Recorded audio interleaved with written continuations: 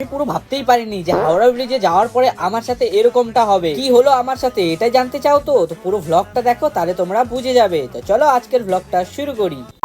Raiganj two Howrah প্রায় 400 কিলোমিটারের journey করার পর ফাইনালি আমরা পৌঁছে গেলাম হাওড়া রেলওয়ে স্টেশন। হাওড়া আসার কারণ আমাদের সেকেন্ড ট্রেন রয়েছে হাওড়া থেকে। যেই ট্রেনটাতে আমরা ট্রাভেল করবো সেটা হচ্ছে Bombay mail, Howrah to Mumbai CST.